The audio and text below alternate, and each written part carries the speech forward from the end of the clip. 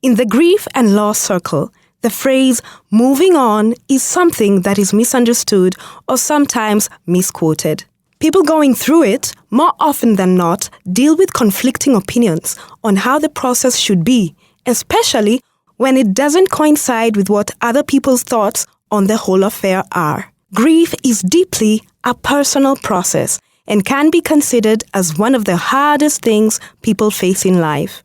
Terry Gobanga, author and pastor of Ruby's ministry, has had her own share of tragedy. Having been gang raped on the morning of her big day and losing the love of her life a few months down the line, it's hard to imagine that one can overcome grief and find love again. Together with her husband, Tony Gobanga, she shares on her moving on after loss. This is one woman, Terry Mungai, who partnered with me in beautifying me and my team. So I was going to her to make my hair just before the wedding. And as I'm crossing the road, there's a matatu coming so fast. So this man stops the matatu. And this matatu is not stopping. You know, it's like all of them go to the same school. Stops it, nothing. So he pulls out his gun, points at the matatu, and the matatu comes to a halt screeching. And he pulls me on his side and he asks me, "Do you know him?" I said, "No." Then he asks him, "Do you know her?" He says, "No." Then he says, "Next time, jua mkubwa akipita." She, what is? When Terry went to visit her sister in Kisumu, the third largest city in Kenya, which is situated on the sloping shores of Lake Victoria, she didn't know that she would meet the man who will be with her for better, for worse. There was a sports day at her sister's church, and after much persuasion, Terry settled to accompanying her. That is when she met Tony Gobanga playing basketball for one of the teams, and after the match, the two had a memorable conversation that made them meet again and again. I really love basketball, so because I've been a player. So I decided to, this is my area of interest. So as I was watching, and I could spot this guy with every other guy, nothing. She spotted this really. So he was playing and he was doing a very good job, I must say. And I can't remember who won, really. I was just there enjoying the game, but he insists that they won. So after the match, I was seated at a corner somewhere, just playing with my phone, minding my own business, and he just springs up on me. After that, he came to my sister's place. The first thing he pretended that he was looking for a house. He found me deep in prayers, and my sister said, this one will stay praying for quite some time. I don't think you would need to go. Again, he came back the second day. He said, I don't know, he wants to take me for a certain fellowship, and so we went for this fellowship, and as we were coming back, he decided to make me walk, in the name of showing me around Kisumu. But then again, he came home, he prepared chapatis, just trying to show me that, girl, I have this, I got this. I actually scored some marks that day. The next day, I decided to invite her for a Bible study to see, is there anything in between her ears, And what better way than to make her walk? Because this is a lady from Nairobi, and we've always had these stories of ladies from Nairobi. They're so, they're so soft and, delicate. But can she walk, huh? She actually walked without complaining. Nowadays, you don't walk, honey. As in Kisumu. Just trying to fit in. Yeah, she was trying to impress me. Yeah, right. Because it's not in her nature. It's not in her nature to walk, but she didn't complain. Since 1997, Tony had been praying for a wife and had a long list of traits on how he wanted her to be. He had just been fired from his job and was battling whether he should join ministry or look for another job.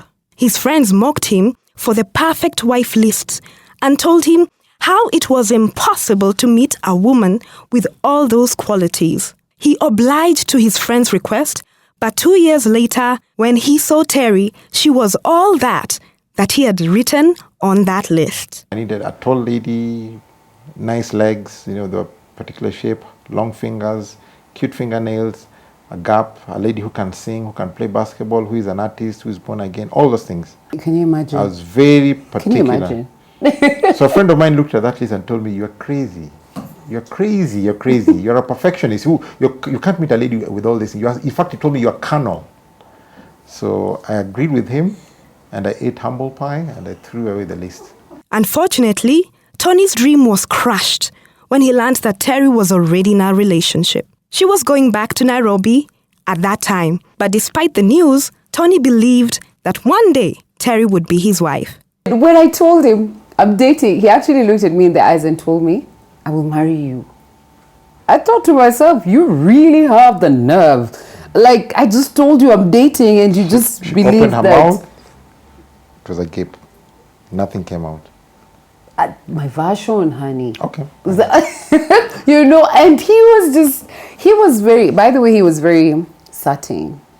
I really thank God at the time he never said anything like God has said. Because I'd been in Bible school and I've heard a lot of God has said. God has said, you're my wife. God has said 1, 2, 3 things. Even to some guys who are married. So I really thank God he didn't pull for me that line, God has said. So he just told me, you're going to be my wife. I will marry you. Once in a pink moon, we would communicate. And yeah, I was still in my relationship. So that was 202. And we got married in 207. So when he told me that he's marrying this guy, I could not understand why he's leaving all this. Yeah. This humility is much. It was obvious he liked me because when you don't like a guy, I mean, you can't entertain him or you can't stand being around him. She was all glee and just, yeah. Sadly, Terry never changed her mind. In December 2004, Terry got engaged and was set to marry the love of her life, Harrison Ouma Olwande. However, instead of her wedding day becoming the happiest one in her life, it quickly turned into a tragedy when she was abducted, gang raped, stabbed, and left for dead on the roadside in Ongata Rongai. As I was going to get married, I call it my first wedding. In the morning, I was escorting one of my friends, her name is Judy. I was escorting her to the bus stop because she was not very conversant with where we were staying. The different routes at the time. So we were staying in Buruburu. There was this car parked in front of me. And I'm not thinking about anything. It's my wedding day. So I'm just humming all the happy tunes and I'm really excited about it. So when I pass this car, there's a guy who grabs me from behind. And in a fraction of a second, I am thrown in the back seat. Then I realized that we are 4 people. So there's a driver, co-driver, myself, and this guy. Before I knew things were stashed in my mouth. At the time, I did not know what it was, but later on I got to know that they were pieces of cloth. And long and short of it, they were hitting me, and I was being told, you have to cooperate or you will die. And just to make the story short, they managed to pull out my jeans. I was wearing a pair of jeans, and the first man raped me, who was with me at the back seat. I was abducted 5:45 in the morning. I was found around Ongatungai Kiserian at around 12:30 in the afternoon. So you can imagine all this while they were doing what they were doing to me. So it is from this place where I was picked up, people believing that I was dead. So as we were going to City Mortuary and I happened to cough, the policeman decided to change route and now we're going to Kenyatta National Hospital. So we go to Kenyatta National Hospital and I have no memory of this. I just hear that I was very violent, and especially when I would hear a man speaking, and I was just out of this world, very, very violent. And so problem is members of our fourth estate had learnt about the story as well. So they call it a scoop story. So they were there to take the story. So the matron gets to All Saints Cathedral and asks if you're missing a bride. And Reverend there, those Reverend Obat, Reverend Tomotino, they say, yeah, we're missing a bride.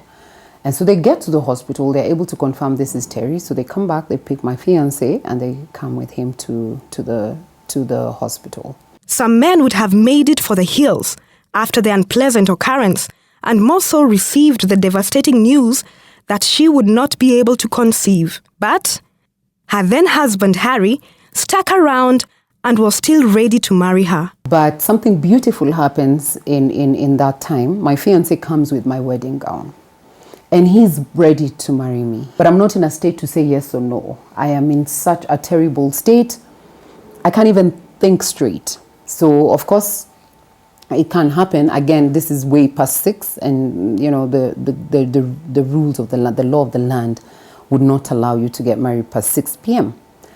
So that passes, but they're able to stitch me, and that's when the doctors say you will not be able to give birth because where you are stabbed, the womb, the stab went deep into your womb. Number 2, I'm put on ARVs, and the side effects I cannot even begin to tell you. They're really terrible. And they're able to give me the pill so that I don't conceive. And there are just so many people there. We start on counseling. And by this time, I've already been transferred to Nairobi Hospital. And it's just, in my mind, I'm just wondering, so God, where are you? What's going on? I'm a woman of faith.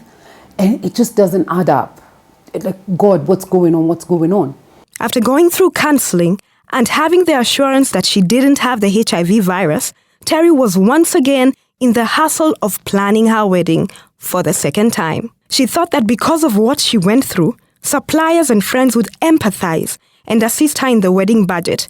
But this was apparently not the case. Now, when it came to my second wedding, I thought sympathy votes would work. I thought maybe some of the service providers would extend, you know, some discount of some sort and everything, because I didn't bring this on myself, you know, but it didn't happen. And remember, I was fighting the media because how do you air my story like that without even asking for my permission? But the same media that put out my story, a certain lady read my story, you know, and she reached out to the media house, and long and short of it, she managed to get in touch with me. And when she got in touch with me, she told me she read my story. She's also a rape survivor, because we're not rape victims, we are rape survivors. I read your story and I want to meet you. And I said, oh yeah, okay, fine. My fiance was very uptight with anybody meeting me, because really we do not know what happened. Was it planned? Was it not planned? Was I at the right place at the wrong time, wrong place at the right time? I still don't know it up until today. So he accompanied me. We met at Yaya Center. She asked to meet me again. And now the second meeting, she told me, I went home the other day and I was feeling a lot of things. God was just convicting me to do a lot of things. And today I'm here. I want to tell you, myself and a team of 3 ladies, they call themselves Sherehe Africa. We want to give you a free wedding. And I thought to myself, okay, what do you mean a free wedding? Long and short of it, I remember I'd not even worn my first gown, but they were going to give me another gown and things like that. They just a lot of things. But before we got married, he said, I'm scared. I do not know what happened, remember? So I want us to get you a bodyguard. And for sure, they got me a bodyguard. You know, I'm Louis. I'm not talking about a watchman. I'm talking about a real bodyguard. Yeah. After all was said and done, Terry was able to tie the knot a second time to Harrison Ouma Olwande in December 2004. They were able to get a free wedding thanks to the woman who was touched by her story on TV. And we actually got married. Different people stood with us. Different airlines stood with us. Different churches stood with us. Sitam stood with us. There was Pastor Kivanguli then.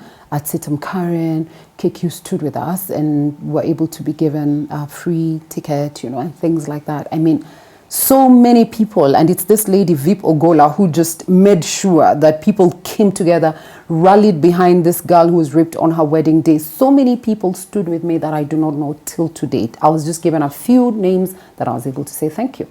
So we did get married. Beautiful wedding. A lot of presence of police, quite much. We went for a honeymoon. Once we had beautiful honeymoon, of course challenging, given that I was coming from the background of rape and everything, but he was a very patient man. Terry and her husband came back from their honeymoon and settled in Kabete, a constituency situated in the western side of Nairobi.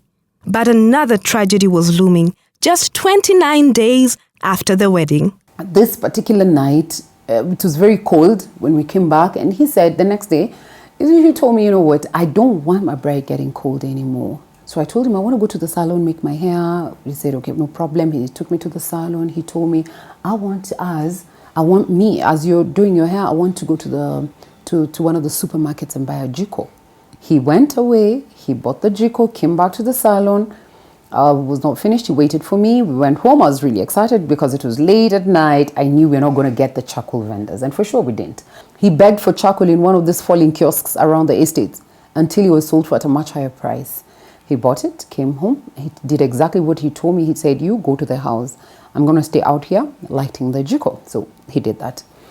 And I left him out there. I went to the house. I went straight to the kitchen to prepare our dinner. Then he looks at me eyeball to eyeball and tells me, if I would die, I want you to go on with your life.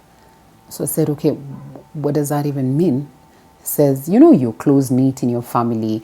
You wouldn't survive on your own and things like that. I just stopped him. I said, no, we can't talk about death. Then the whole day we were praying and fasting. Because then the next day was going to be a Sunday and I was going to go back to church. Pastor was single, now pastor is married.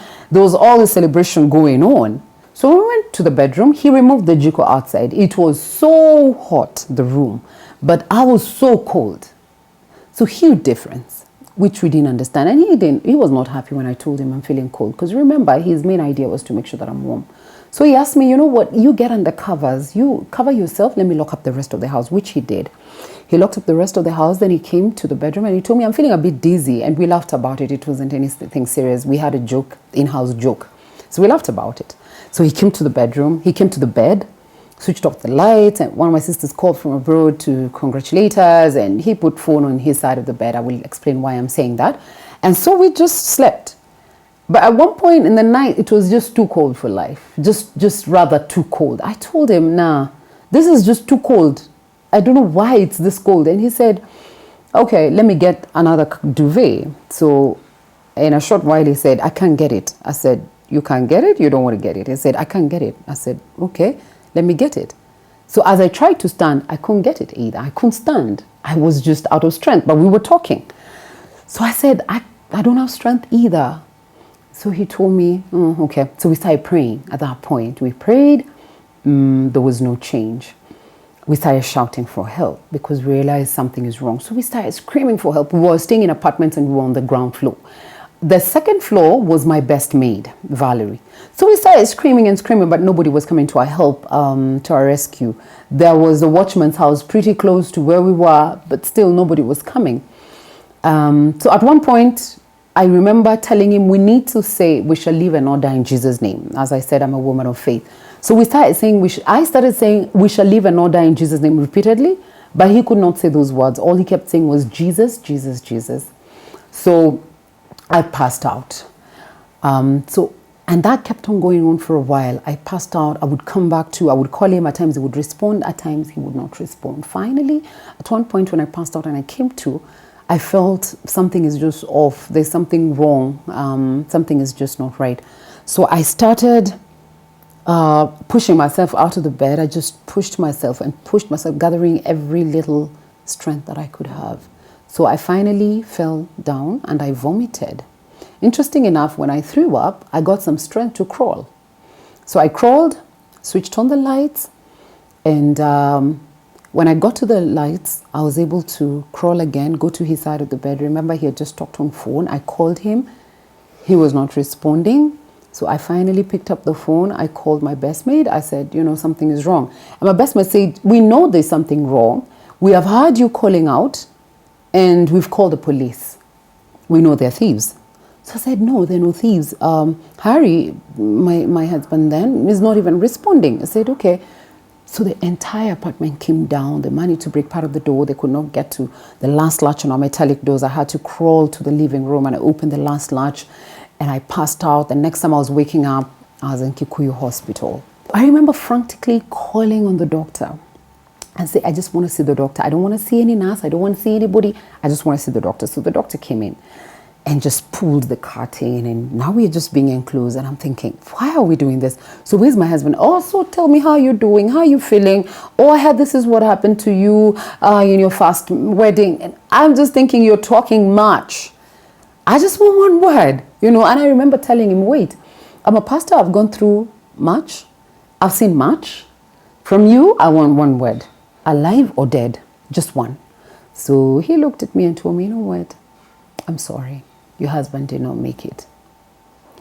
I burst out in laughter, because that's not how God does his thing, so I thought. I just thought, well, this is a prank and you better come back to reality. So I just burst out in laughter. I looked at him and I said, are you born again? He said, yes. I said, good for you. Pick yourself up. Let's go. We have to go pray for him, because God doesn't behave like that. We have to go pray for him and he'll come back. And the doctor realized, medically speaking, that I'm shutting down. The news that I've just been given is much for me to take it. And so he needed to do something drastic so that I just don't get into some form of a shock, you know. So he slapped me at that point. And I'm telling you, I can't even begin to tell you the pain of losing your loved one, because then the message got home. I keep saying, you know, pain to your fingernails. I went back to Buruburu, the same place, and I thought, wow. And so this is the time when, you know, people are looking at you and just wondering, what's wrong with this girl? She's cursed. You know, there's something bad that happens with this girl. So I had some screams and what, and when people came, that's the first time I had the accusation that I've killed my husband from, you know, from in-laws, not immediate. And that really hurt me. And I remember the funeral service. A few days ago, I was in my white dress, and both my mom and my dad were standing by my side, and he was waiting for me right at the front of the church. And now, very few days later, it's still me, but in black, and both my parents are still standing next to me, but he's not waiting for me in front of the church. Instead, he's being wheeled in the casket right before my eyes, and I thought, what? I fought with God. The bond between a husband and a wife is unlike any other, and the loss of a husband can be devastating for the wife. This was Terry's state after the death of her husband. She received many requests from men who were interested in her, but she was still in grief. However, while all this was going on, Tony was present, trying to reach out to her. It was hard for him to get through, but when he finally did, I would be crying about my late husband, given the heartache of losing a loved one. And then I'm thinking, you know what, the person who loved me died, you know. Then another time I would tell myself, hey, wait a minute. If I would get married and he dies again, then I go through this kind of problem. Again, people have been calling me cursed and everything, so it's getting to your head. It wasn't easy because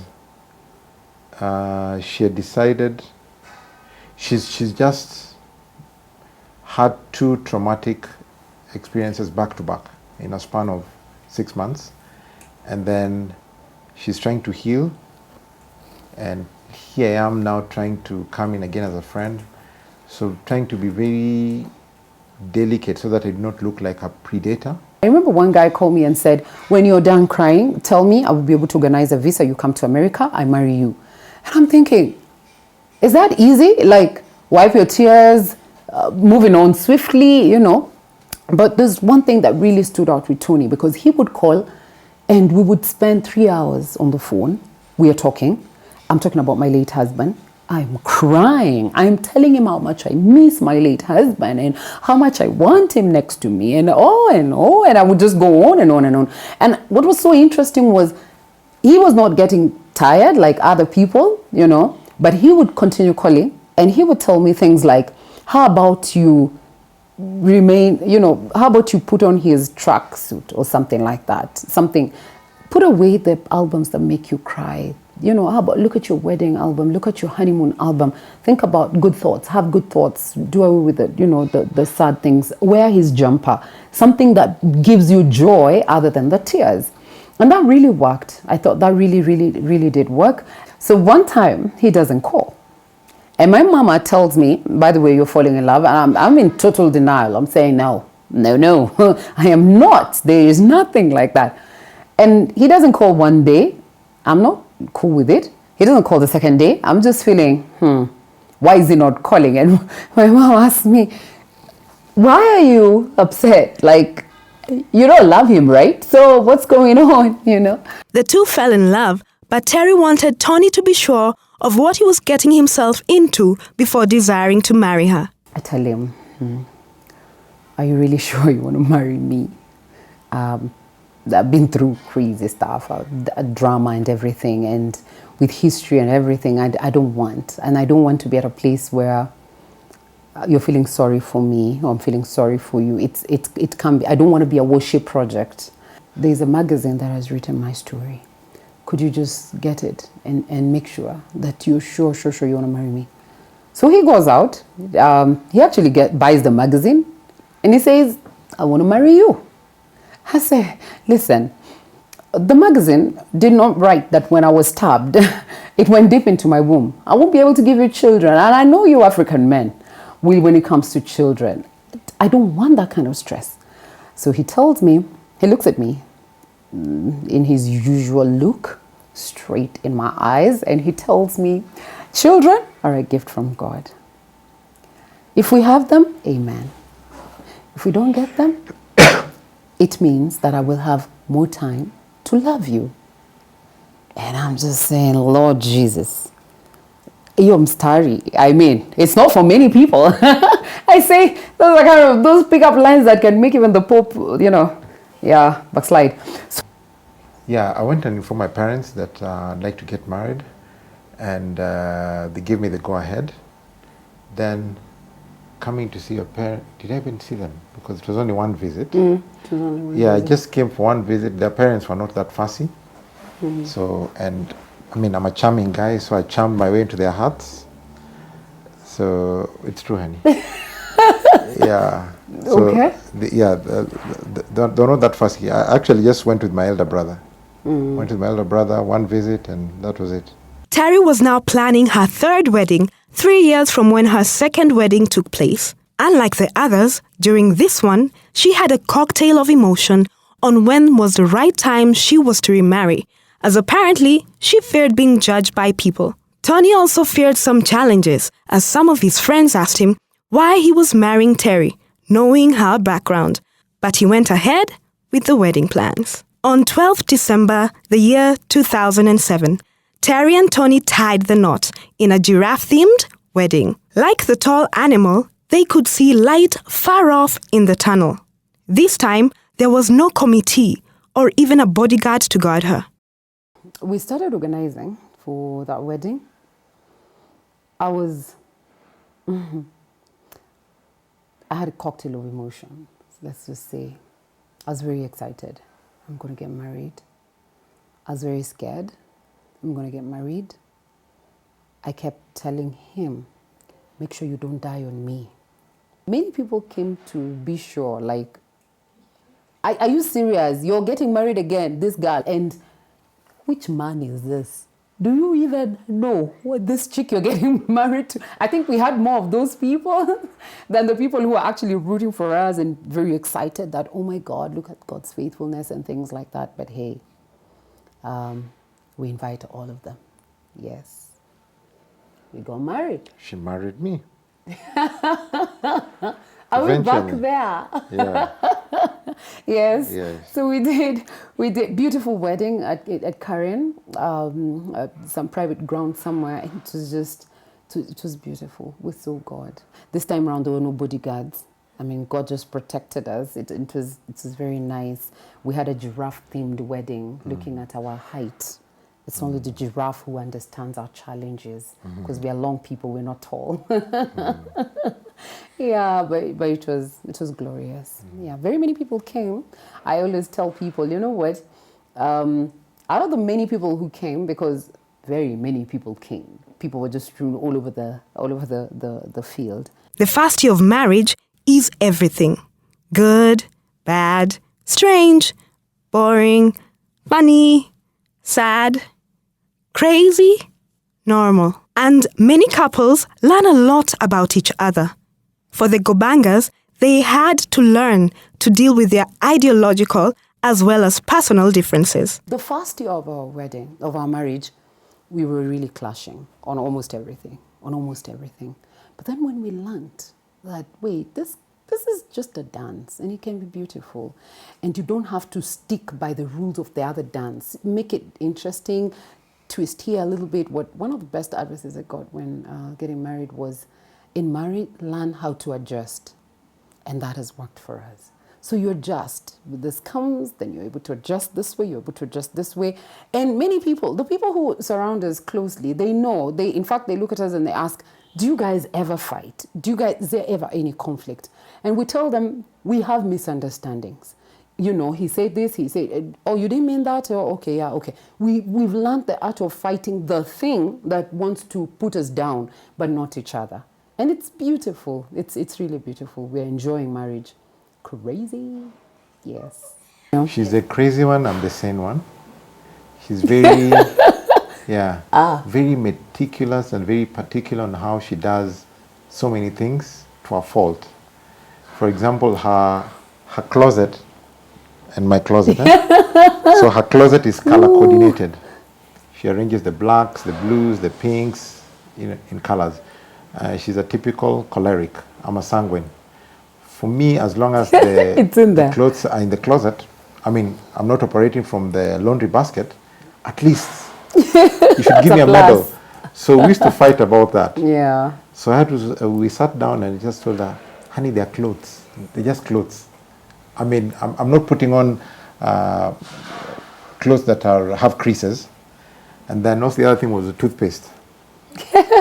For me, being the practical guy, bottom line is to get the toothpaste from the tube. And for her, she's very careful, from down. So she would get so agitated that you'd come and I just squeeze the tube. I taught her, I injected fun into her life. Really? Very, very rigid. Yeah. I helped him have order. Despite the fact that Terry was told by the doctors that she could not conceive, she miraculously has 2 children now, and the couple now share with us the challenges and blessings of parenthood. We are blessed with 2 children, 2 baby girls, very beautiful. Our firstborn is Tehil, our secondborn is Tode, but again, it was just very miraculous. After 1 year, feeling unwell, then, you go to hospital and you're told you've conceived, and such a miracle. I SMS'd everyone on my phone book. I said, I'm pregnant, I'm pregnant. That was the message that was going out. I know she was overwhelmed with the news, so half the time I was trying to restrain her, just tell her it's okay. Yeah. It happens. Yeah, but for her, I think she was really, really, really, really on top of the moon. Yeah, so like I told you, I'm the cool, rational, sane guy. But still sanguine. They say those 2 things work. Yeah. It wasn't easy at all. I was put on bed rest pretty early because as the baby grew in my womb, the womb expanded, and the place where I was stabbed, and we had a lot of you might die, the baby might die, and things like that. But when I talked to my husband, we said, let God be God. So 9 months later, there I am, beautiful baby girl, cesarean. She's more easygoing, more sensitive, more relational. I am fun but strict. Yeah, I'm not their friend. I'm their parent first, then their friend. Yeah, so I never want them to confuse that thing. So sometimes they can dilly-dally with their mom over an instruction. So I just say, Tehil. And I know. Yeah, or a look. Yeah. Yeah, then I'm a firm believer of the rod. I use it, not sparingly, I use it quite often. Here too, this devoted couple discovered that the difference in how they were brought up apparently had affected how they raised their children. We try as much as possible not to give conflicting instructions. Yes. Yeah. So if she says something that I don't agree with, we'll talk about it later, or vice versa, but not in front of the kids, so that the kids know we're on the same page to avoid manipulating us. Yeah. But that happens so much more from his side to my side. He says a lot that I don't agree with, so we just sort it out the bedroom, because I'm very sensitive. I'm a very sensitive wife, so we sort it out in the bedroom. So he is very, very, very, very. He doesn't want to see them out of his sight. So there we're very, and we keep talking to them about these things. When a man does this, or when a woman, or look at some certain advances, look at this. Yeah, but other than that, no, I don't think that plays in how I parent them, in the house. And what we were brought up in an easy way. My mom was that one, very, very tough, and really we bless the Lord for her, because she really helped us in many ways. My dad was the chilled one. So, thank you, Mrs. Apudo. So with that, maybe I could also see, like, you can't be that strict. You know, it's not working for our relationship. And you can't be that chilled as my dad, again, because so many things just fly over you. So I tried to get a balance somewhere. But now when I realize the father is a bit too strict, then I loosen up a bit so that they're able to say something. And it has really worked in this parenting. It has really worked. There's some things that our girls have come and told me, and, you know, I've told my husband, and so we've talked about it, because we say, hey, we are family. There are no secrets. You wouldn't tell mommy and mommy wouldn't tell daddy. It doesn't work like that. So we encourage each other. There are things they've told him to tell me, you know, depending on where they say, you look so strict at this point. Yeah, so it's really working well. But as they keep growing, and I realize, you know, you just look at news, you know, look at the media and watch out the things that are going out, you know. So we make them be alert, but not making them be afraid, because this is a, you know, they can easily be very afraid. They don't want to do. So we try as much as possible to help them know some of these things are happening in the world. But, you know, and again, we push the agenda of prayer. God is protecting you guys, and 1, 2, 3 things. And our firstborn has had to ask me very tough questions, you know, because I've been out with her when I've gone for ministry. So she's when I had me sharing the testimony, and she's had to ask me tough stuff. And so I have to take her out and talk to her, you know, what is rape? What is happening? Mommy, you are married, you know, what's all this about? So yeah, so we've had to do that with our firstborn, but our secondborn not yet. Yes. And when it comes to finances, which has presently become the number one cause of divorce, these two lovebirds have managed to resolve how to use it. The power in your tongue. There's power in what you think. So I keep telling women who have some account somewhere for rainy days, you will actually get rainy day because you're preparing for it. It will come. And that's one of those things I tell people, it's unnecessary. One of the things that we really, really thank God about in our marriage, we've never had to fight about money issues. Never. We've made the craziest mistake when it comes to finances. Craziest. Whether his side or my side, but it has never been your fault, my fault. It's been ours. It's been our mistake. It's been what. So we don't have your money, my money. We've had joint account, we've had your account, my account, but all the ATMs are there. So operate in whichever way. In fact, we don't even say, I need to go get what. At times you get, then you inform. This is what has happened. Because when you realize you're fighting for the same goal, so really it's not about taking it and then you go spendthrift, you know, on a shopping spree, then you come back and say, oh, wait, we actually don't have money. No, just taking care of each other. So really, I truly, truly thank God for that. It's been one of those things. We've not had to fight about it, but we talked about it. Yes, we've talked about it. We know that when money comes in, the very first thing is tithe, you know, then the bills that we have to pay and things like that, then savings and all. Yeah. When you fight about money, money is a symptom to an underlying problem. So the key thing could be trusts or perceived misconceptions, belief systems that have been informed either from your upbringing or your friends. Because if you're a man who's chauvinistic, you'll believe that a woman is not to be trusted. You give her a kitchen budget, you tell her, give her a small allowance, and you keep everything. And because you don't trust her, so you can't even access your account in case you're sick or in case anything happens to you. Your wife has to go through a long process before she accesses your money, or vice versa.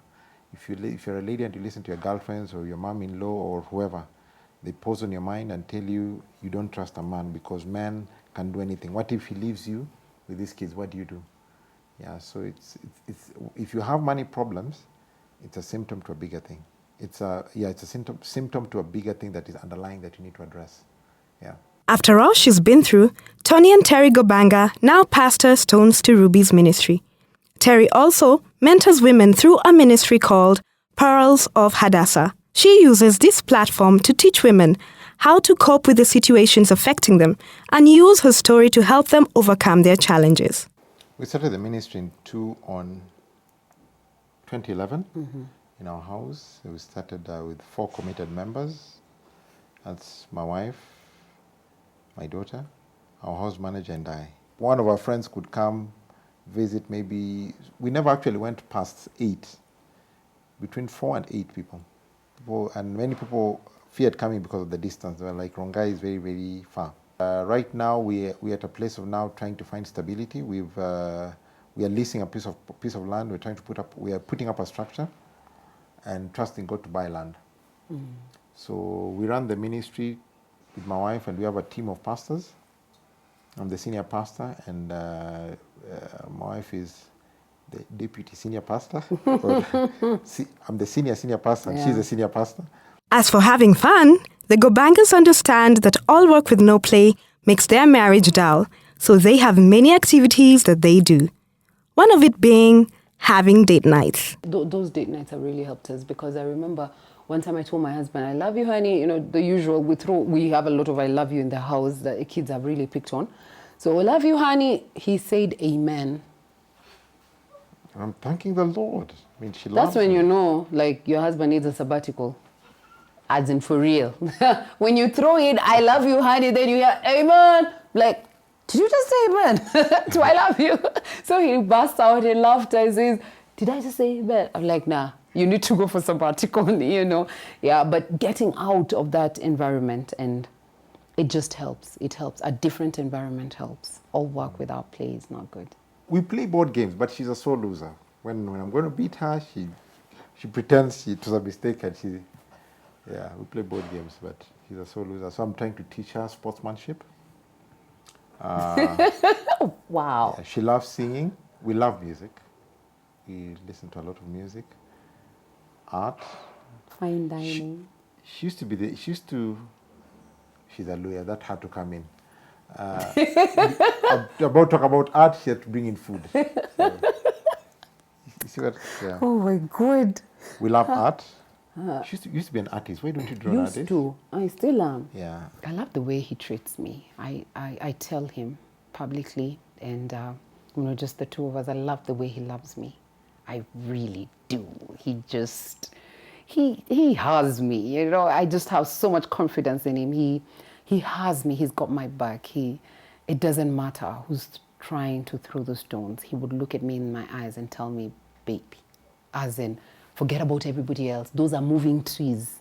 I've met so many women and men who just love the pity party. They just love being in that bash of every person pitying them, and they're expecting favors, they're expecting you to understand, they're expecting this and that. And I keep telling people, let me tell you, life is too short, and nobody is in charge of your happiness. Married or single, nobody is in charge of your happiness. You're in charge of your happiness. Why? Because every single day there's somebody who's going to hurt you, there's somebody who's going to say something different, there's somebody who's going to just throw words here and there. So you decide, you know. I tell people, as human beings, we're not called to be a thermometer. We don't peak around the environment, the temperature of our environment. We're a thermostat. So you set it. You decide that, hey, you know what? This one has really made me upset, but I'm not gonna, it's fine. Moving on swiftly. It's upon you to deal, not dwell. Deal with whatever happened, and deal with it, when tears come, cry, and that also means for the spouse who hasn't gone through all this so much. As I said, everybody has an experience, but you who has not gone through so much, so to say, then it's also good for you to provide a good environment.